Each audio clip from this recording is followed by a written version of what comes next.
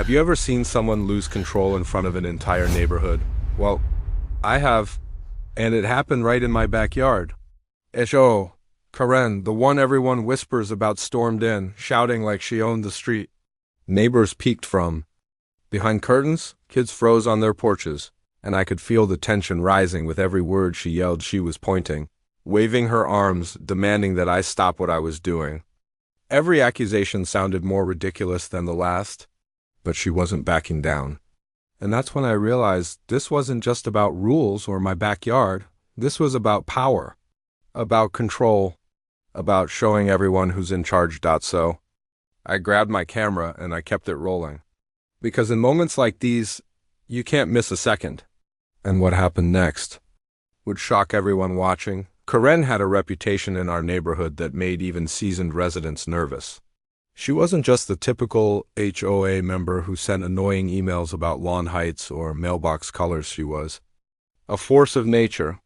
Over the past few months, she'd sent countless violation notices, often targeting the same neighbors repeatedly. Some claimed she was watching through windows, some swore she had cameras installed on street corners. I didn't know what was true, but one thing was certain. Karen loved control, and she'd do anything to get it. It started slowly for me. A few weeks back, she sent a letter accusing me of unauthorized modifications in my backyard. I hadn't changed anything. My deck, my shed, even my plants were exactly how they'd been for years. But to Karen, these details didn't matter. Rules were flexible when they suited her agenda. At first, I tried to reason with her. I called the HO office, I emailed her directly, even spoke with some of the other board members.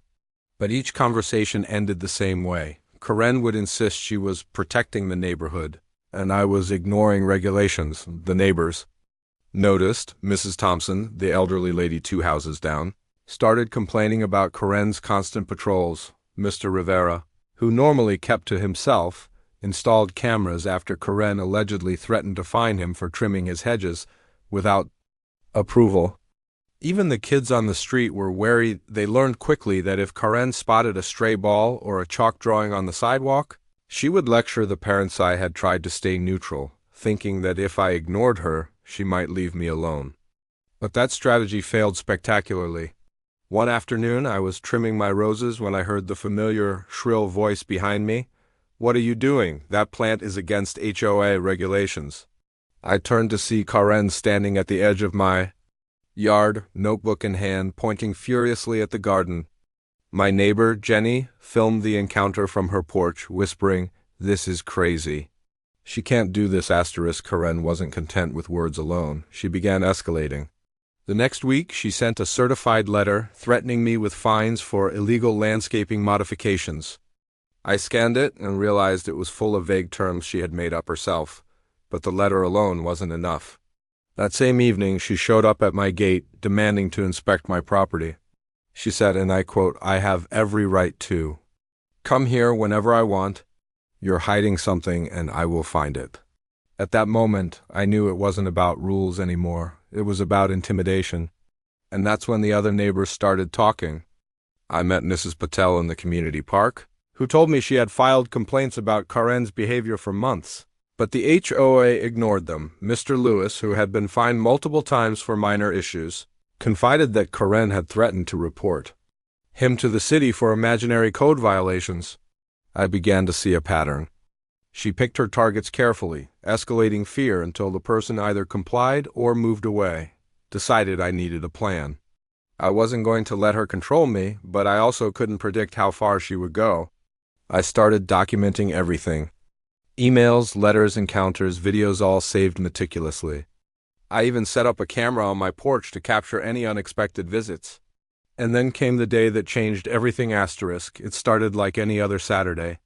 The sun was shining, kids were playing, neighbors were mowing lawns, and everything seemed calm. I was in the backyard, trimming the hedges, when I heard shouting from the street. At first, I thought it was an argument between neighbors. But then I saw her, Karen, striding down my driveway like she owned the place. Her red blazer glinted in the sunlight, her hair perfectly styled despite the furious speed of her approach. In her hand she clutched a clipboard. shaking it in the air as she yelled about supposed violations. The neighbors immediately noticed. People came out of their houses slowly, some stepping onto porches, others peeking through curtains. Cameras appeared from nowhere, phones recording, ready to capture the unfolding drama. Karen looked around, her eyes scanning for witnesses, but she didn't slow down. "You will follow the rules," she screamed. "I am the authority here, and you will comply."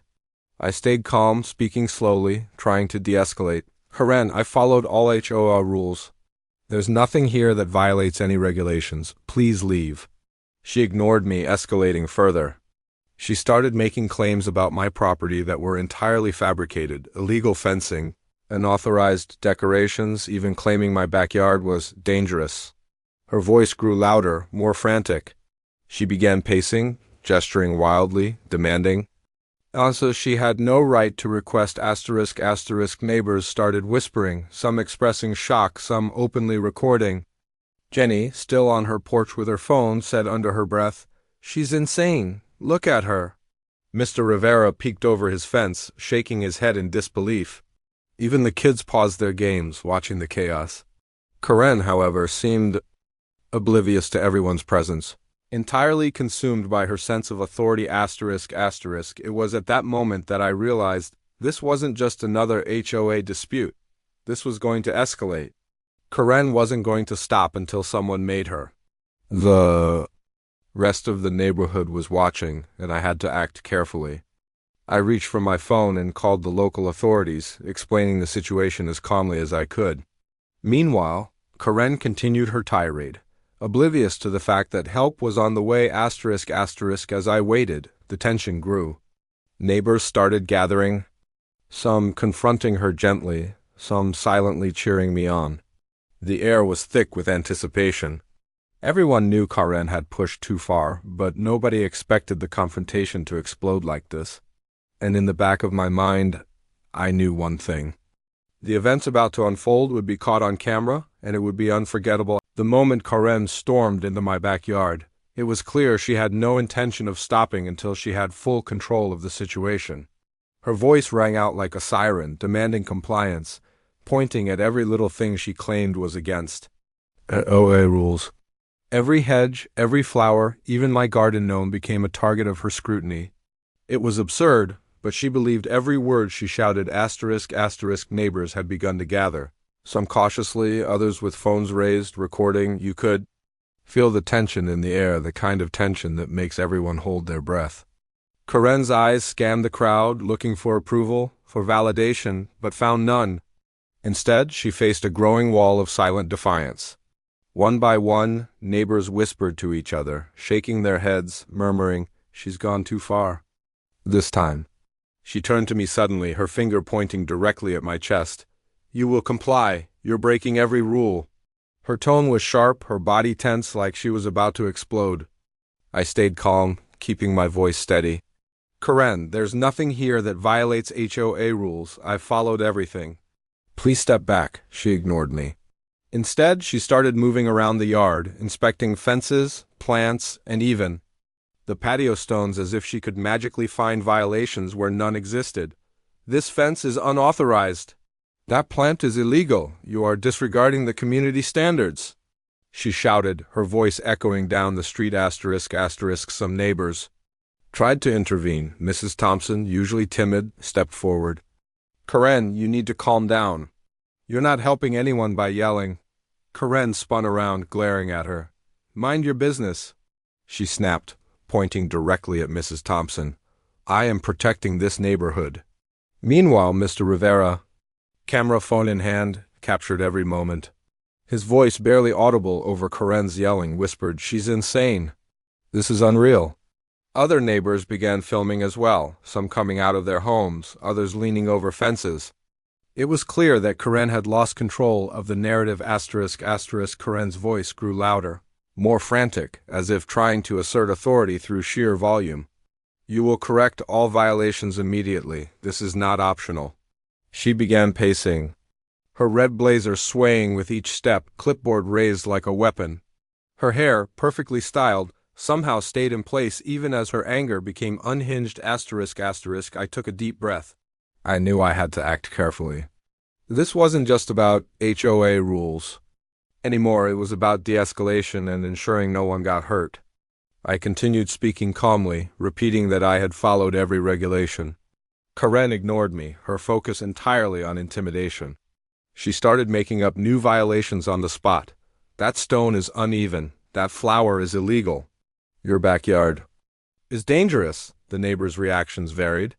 Some tried to reason with her, some stayed back silently, and others openly supported me by filming her behavior. Kids watched from porches, eyes wide, while adults whispered about how far she had taken her obsession with control. The energy in the street shifted, fear mixed with anger, confusion mixed with solidarity. At this point, I realized I had to escalate the situation safely. I called the local authorities, explaining that Karen was harassing me and refusing to leave my property. While I spoke to the dispatcher, Karen continued her tirade. Her arms flailed, her voice rose, and her accusations became increasingly nonsensical. She accused me of illegal landscaping, dangerous conditions, and intentional property violations. Every neighbor in the immediate area could hear her, and some began to whisper among themselves, wondering how she could act so unreasonably. Karen's focus shifted suddenly. She noticed the cameras and phones pointing at her. "Stop recording! You have no right," she screamed, moving toward anyone filming. Her eyes were wild, scanning for compliance. She began to berate neighbors who dared to challenge her, yelling at them for being disrespectful and uncooperative. The tension reached a fever pitch. At this moment, the first police unit arrived. Their lights flashed, reflecting off the pavement and illuminating Karen's furious expression. She seemed shocked, but only for a moment before continuing her verbal assault. "I am authorized. I am in charge here. You cannot stop me," she yelled, waving her arms wildly. The officers calmly approached, keeping a safe distance. "Ma'am, we need you to step back and calm down," one said. Karen refused. She pointed at me, screaming that I had violated the HOA and endangered the neighborhood. The police attempted to reason with her, but Karen was unrelenting, shouting over them and refusing to follow instructions. Neighbors watched, some filming, some holding their breath as the confrontation intensified. Karen's behavior became increasingly erratic. She stepped onto my patio, gesturing wildly, accusing me of things that made no sense. The officers maintained a professional stance, giving her multiple warnings. Karen ignored each one. Finally, Karen's energy peaked. She spun around, gesturing toward the neighbors, shouting that they were complicit in violations and warning them that she would report everyone. It was chaos, her voice shrill, accusations nonsensical, and body movements erratic. The neighborhood had never seen anything like this. The tension was palpable, almost electric, and everyone knew the moment had reached its climax. I stayed calm, keeping my hands visible, speaking softly. "Karen, please step back. You're breaking the law. The police are here to handle this." She ignored me, continuing to shout. The officers had no choice. They stepped forward and began the process of detaining her. Karen resisted verbally, claiming she was protecting the neighborhood, but physically she didn't fight. It was like the energy had shifted. She realized authority was no longer hers alone. Neighbors watched in stunned silence as the police began escorting her toward the patrol car. Karen continued to protest, pointing at me, waving her arms, and shouting, but the officers remained firm. Every step was captured on phone cameras, every word recorded. The neighbors, who had endured months of her tyranny, finally saw justice unfolding in real time as she was placed into the patrol car. Karen's shouting became less coherent, her claims more fragmented. She looked around at the crowd, realizing she had lost control. The neighborhood, once tense and fearful, erupted in quiet relief and whispered excitement. People exchanged glances, knowing they had witnessed a historic moment. HOA Karen, the infamous authority figure, had been stopped even after she was taken away. The energy on the street remained intense. Neighbors discussed what had happened, replayed videos on their phones, and marveled at how one person's obsession with control had finally come to an end. The sense of tension transformed into a collective sigh of relief. The confrontation had lasted for over an hour, but every moment was captured on camera. By the time the police had fully positioned themselves, Karen's energy had reached a fever pitch. Her shouting had turned into a near-constant stream of accusations and threats, her voice shrill, echoing down the street. She was spinning in circles, pointing fingers at neighbors, claiming that every camera and every person present was conspiring against her. Every word she yelled seemed to escalate the situation further, and yet she had no idea what was about to happen. The officers remained calm, measured, and professional. "Ma'am, please step back. You are under arrest for harassment and creating a public disturbance," one said firmly, keeping his hand on his radio. Karen's face twisted with disbelief. "Arrest? You can't do this. I'm the authority. Here, I am protecting this neighborhood." Her arms flailed as she attempted to resist verbally. Shouting over their instructions, neighbors were frozen in a mixture of shock and awe. Phones continued recording, some shaking in the hands of those too tense to hold them steady. Even the kids, who had watched her antics for weeks, couldn't believe what they were witnessing. Karen had never faced consequences before, and suddenly, she was being confronted by real authority. Karen lunged toward the patio, gesturing wildly at me, accusing me of inciting the police, of creating a hostile environment, and of breaking unspecified rules. Every claim was louder, more frantic, and increasingly nonsensical, but the officers stayed calm, slowly moving closer while giving her repeated warnings. "Step back. You must comply. This is your final warning." Karen's response was to scream even louder, pointing at neighbors, trying to rally support that simply wasn't there. Then came the first physical step. The officers carefully approached, maintaining a safe distance, and one extended a hand toward her arm. Karen jerked back, refusing to cooperate, shouting that she was fighting for justice and protecting everyone. Her wild gestures made it difficult for them to secure her safely. Each attempt to grab her arm was met with verbal resistance, a torrent of accusations, and dramatic gestures that made it clear she believed she was in a life-or-death struggle. Neighbors whispered among themselves, many recording the entire encounter. "She's really losing it now," one said quietly. "I can't believe this is happening on our street," another shook their head. "Finally, she's facing consequences." The tension in the air was almost unbearable. Every moment seemed like it could explode into chaos, yet the officers handled the situation with measured precision. Karen suddenly shifted her focus, pointing directly at me. "You did this! This is your fault. You called them. You made them. Come here." Her words were frantic, her eyes wide, scanning for anyone to validate her claims. The officers maintained control, instructing her to place her hands behind her back.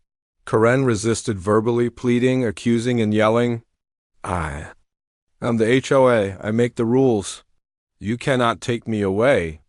The neighbors continued filming, capturing every dramatic moment. Mrs. Thompson whispered, "I never thought I'd see this day." She finally got stopped. Mr. Rivera, still holding his phone, muttered, "All this chaos for what? Just as a backyard?" The absurdity of her meltdown contrasted sharply with the officers' calm professionalism. After several tense minutes, the officers managed to secure one hand behind Karen's back. She pulled violently, twisting her body, refusing to cooperate, but the officers worked together, using techniques to maintain control without causing injury. Karen's voice rose to a scream. "I am innocent. You're taking me away for protecting this neighborhood." Her words were laced with desperation and disbelief, yet it was clear she had lost control of the situation entirely. Neighbors gasped, whispered, and some even cheered quietly as Karen's resistance gradually slowed. The officers, maintaining composure, instructed her step by step. Each command was firm but measured, gradually gaining compliance. Karen's arms were finally secured in handcuffs, her protests continuing but losing momentum for a brief moment. Karen froze, looking around at the gathered neighbors. Her eyes scanned faces that had witnessed her relentless intimidation for months, now recording her downfall. Her chest heaved as she realized she was no longer the one in control. The street, which had been silent with tension, seemed to exhale collectively. The officers guided her toward the patrol car. Karen continued to protest, pointing at me, gesturing wildly and yelling accusations. But each step brought her closer to the vehicle, closer to the inevitable conclusion. The neighbors, who had endured months of her chaos, finally felt a sense of relief. Some murmured quietly, some whispered congratulations, and others continued recording for evidence and posterity. Once Karen was inside the patrol car, she slammed her hands against the windows, shouting that she had been wronged, that she was fighting for the neighborhood, and that everyone would pay for this. The officers closed the door, keeping calm, and began writing their report. The street, which had been tense for over an hour, now felt almost surreal quiet except for the distant murmurs and the fading sirens. Neighbors gathered outside, discussing what had just transpired.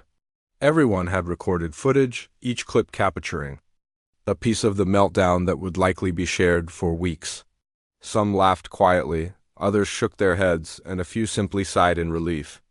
Karen, who had once commanded attention and feared no consequences, was now reduced to a dramatic figure in the back of a patrol car, shouting for authority she no longer possessed. The air was thick with disbelief and satisfaction.